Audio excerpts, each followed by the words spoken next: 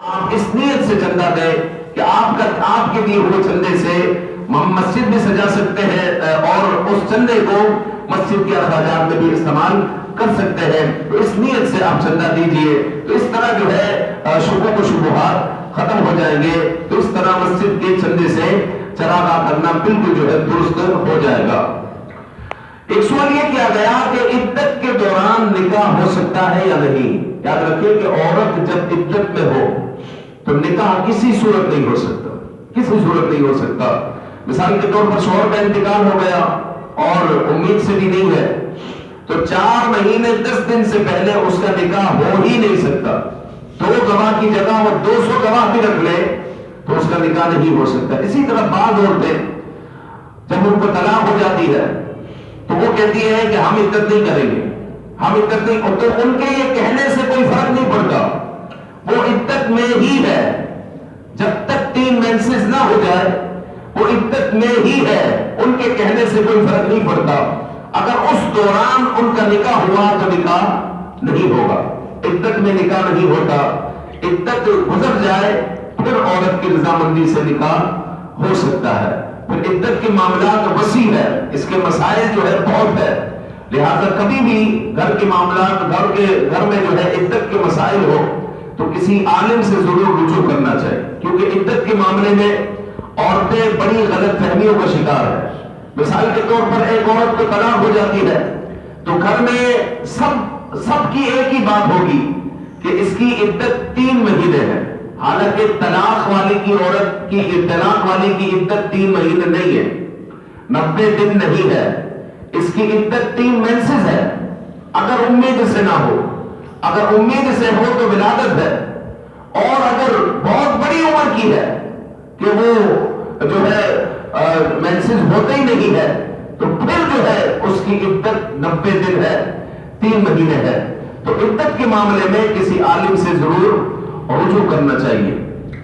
ایک سوال یہ کیا گیا کہ کون کریم لگی ہو تو کیا وضو ہو جائے گا.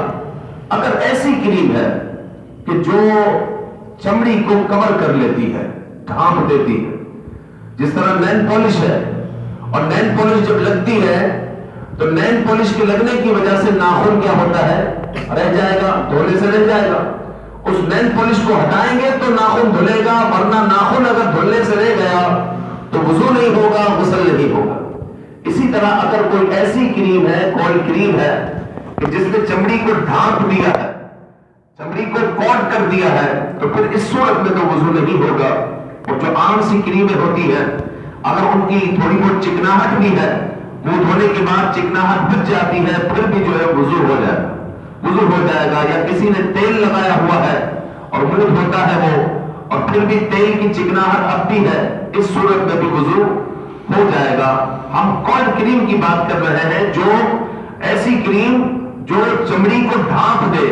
اگر ڈھانپ دیا ہے تو پھر اس واٹر پروف کریم کو ہٹانا ضروری ہے تاکہ نیچے کی چمڑی دھل جائے. اگر ایسی کریم نہیں ہے تو پھر اس صورت میں اس کے لگے ہونے کے باوجود وضو اور غسل ہو جائے گا.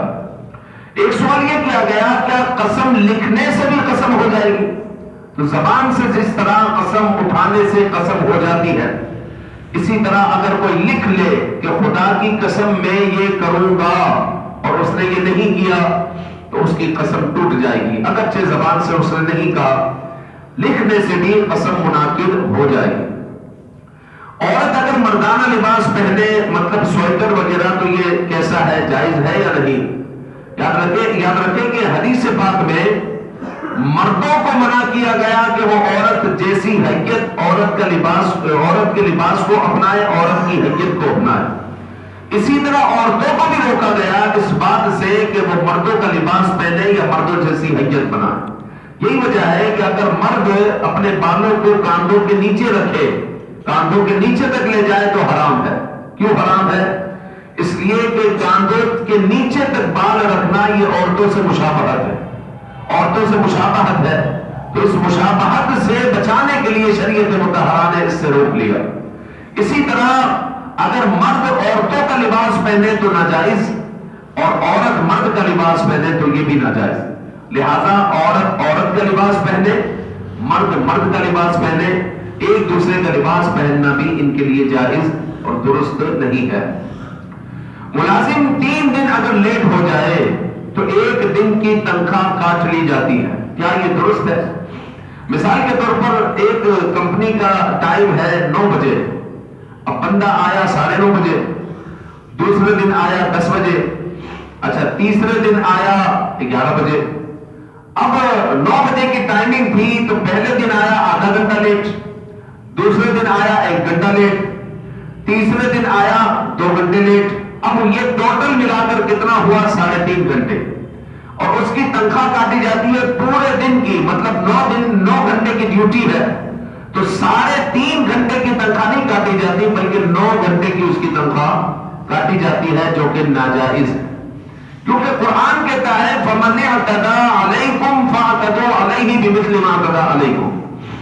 مطلب یہ ہے کہ جو تم پر زیادتی کرے تو بس تم بھی اتنی ہی زیادتی کر سکتے ہو جتنی اس نے کی ہے، بس اتنی اجازت ہے۔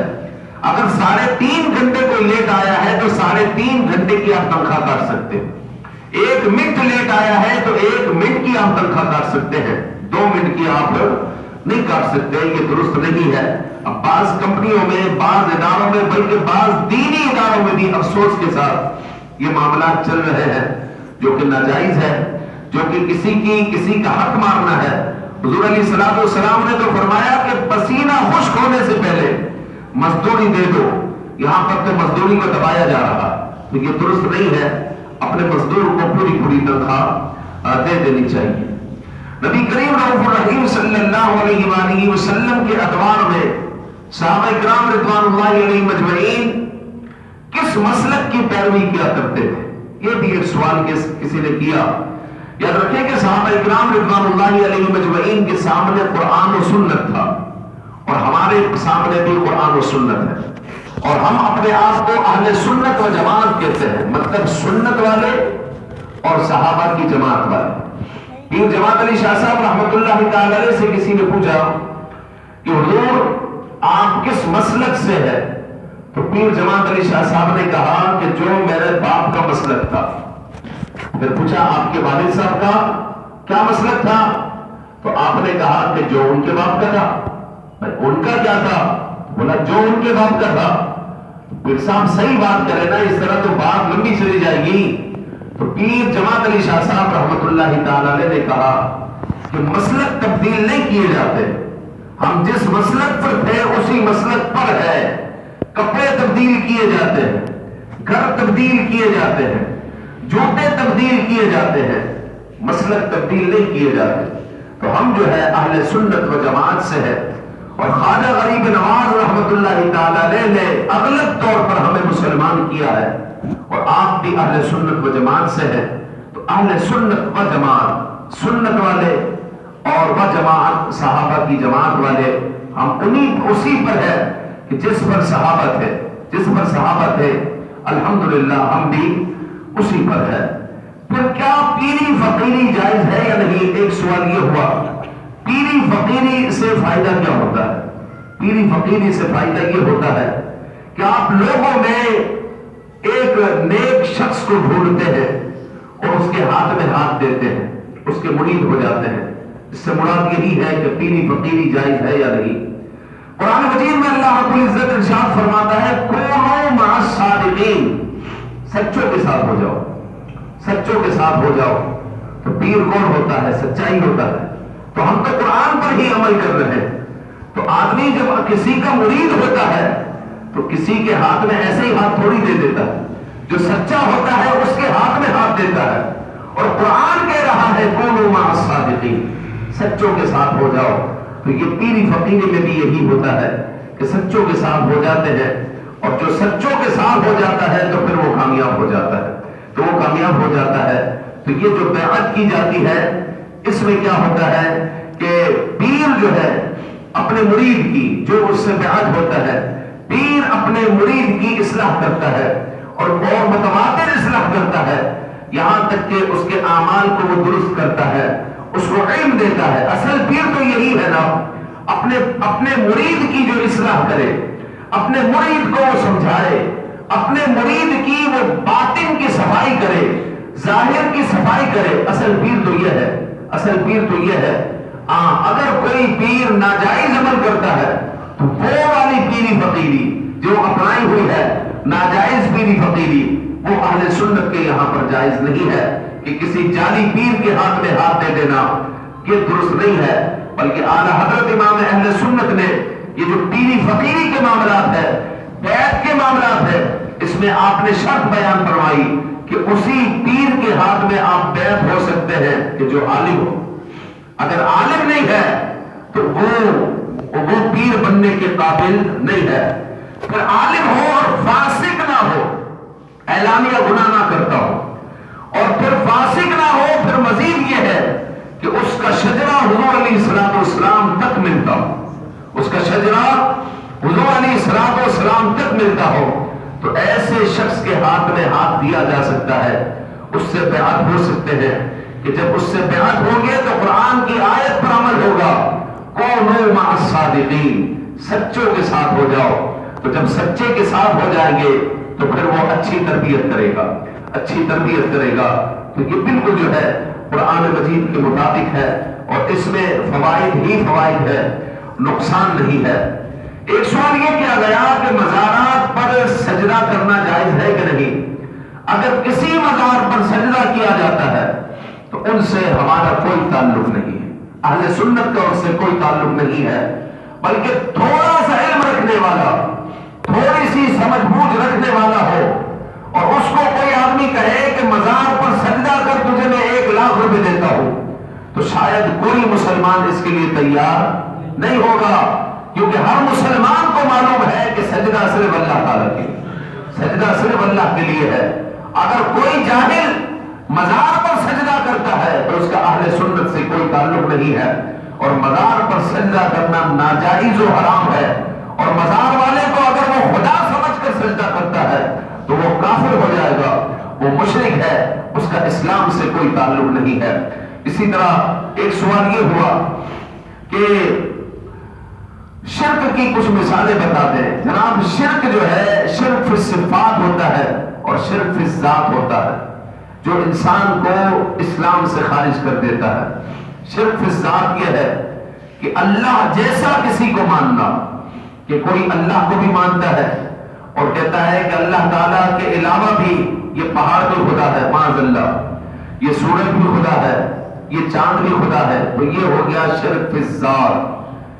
اس طریقے کے عقیدے کو اپنانے والا اسلام سے خارج مشرک کہلائے گا. اسی طرح شرک فی الصفات، کہ جو اللہ کی صفت ہے ایسی ہی کسی میں ماننا، ایسی ہی کسی میں ماننا کہ اللہ تعالیٰ عطا کرنے والا ہے، دینے والا ہے. اسی طرح کوئی کہے کہ فلاں جو صاحب مزار ہے وہ بھی اللہ ہی کی طرح عطا کرنے والے ہیں، تو شرک ہے. اگر کوئی کہتا ہے کہ اللہ کی عطا سے عطا کرنے والے ہیں تو یہ شرک نہیں ہے، یہ عین ایمان، یہ عین ایمان ہے کہ اللہ کی عطا سے ہمیں بہت سارے لوگ عطا کرتے ہیں. اگر کسی کے بھی بارے میں، صاحب مزار نہیں، کسی کے بھی بارے میں اگر کوئی یہ عقیدہ رکھ لے کہ یہ بندہ اللہ چاہے یا نہ چاہے مجھے عطا کرنے والا ہے، تو اس نے عطا کرنے کی جو صفت ہے وہ اس کے اندر ذاتی مان لی ہے، اللہ کے مقابل مان لی ہے، تو بندہ مشرک ہو جائے. یہ شرک فی الصفات ہو گیا. اسی طرح شرک فی العبادہ ہوتا ہے کہ عبادت میں دکھاوا، یہ ریاکاری ہے، اور اس کو شرک اصغر کہا گیا. یہ شرک کی کچھ مثالیں میں نے آپ کے سامنے ذکر کر دی ہے. ایک سوال یہ کہا گیا کہ اچھے خاصے لوگ مسجد کے باہر کھڑے ہوتے ہیں، چل کر مسجد آتے ہیں، لیکن نماز کرسی پر پڑھتے ہیں اور سجدے میں آگے ہاتھ کر کر سجدہ کرتے ہیں. لیکن نماز کرسی پر اگر کوئی پڑھتا ہے تو اول بات تو یہ ہے کہ اگرچہ وہ چل کر آئے ہیں تو ہم ان سے حسن ظن رکھیں گے کہ اس کی کوئی واقعی مجبوری ہوگی، جبھی تو جو ہے مجمع میں بھی انہوں نے کرسی پر نماز پڑھی ہے. ایک تو حسن ظن رکھیں. دوسری بات یہ ہے کہ جو کرسی پر نماز پڑھنے والے لوگ ہیں وہ اپنا مسئلہ ضرور کسی عالم کے پاس رکھے اور پوچھ لے. اگر پوچھ لیا ہے تو بہت اچھی بات، نہیں پوچھا تو پوچھ لے کہ مجبوری کیا ہے جو کرسی پر نماز پڑھ رہا ہے.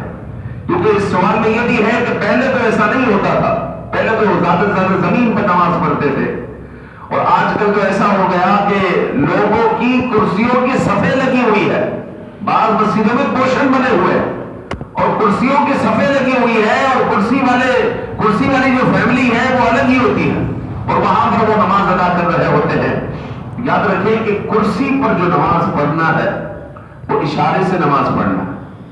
آپ نے پہلے سنا ہوگا کہ نماز کسی صورت معاف نہیں ہے، کھڑے ہو کر نماز پڑھو، کھڑے ہو کر نہیں پڑھ سکتے بیٹھ کر پڑھو، بیٹھ کر نہیں پڑھ سکتے لیٹ کر پڑھو، لیٹ کر نہیں پڑھ سکتے تو اشارے سے پڑھو، اور کرسی پر کیا ہوتا ہے اشارے سے نماز پڑھ رہے ہوتے ہیں۔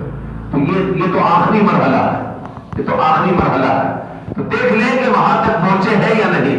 بعض لوگ زمین پر نہیں بیٹھ سکتے، اگر آپ زمین پر نہیں بیٹھ سکتے یا سجدہ کرتے ہیں لیکن سجدے سے اٹھ نہیں سکتے کیونکہ پاؤں کی بیماریاں آج بہت پھیل گئی، اسی طرح مہروں کے امراض یہ بہت کثرت سے ہو گئے، تو بعض لوگ زمین پر اٹھ بیٹھ نہیں سکتے، کرسی کے علاوہ ان کے پاس کوئی چارہ نہیں کہ وہ کرسی پر بیٹھ کر ہی نماز پڑھے۔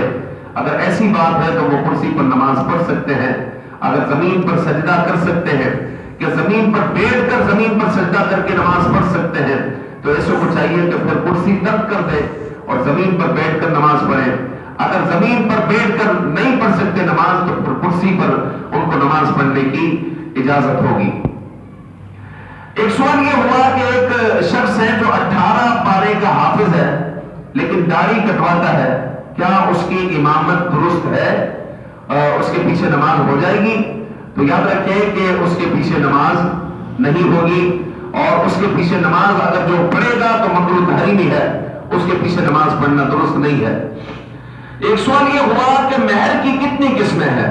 مہر کی 3 قسمیں ہیں کم از کم۔ ایک ہے مہر معجل، ہاتھوں ہاتھ مہر دینا، کہ لڑکی سے جب اجازت لی جا رہی ہو اس وقت 5000 روپے مہر رکھا ہے تو 5000 روپے اس کو دینا اور اس سے اجازت طلب کرنا، یہ ہے معجل۔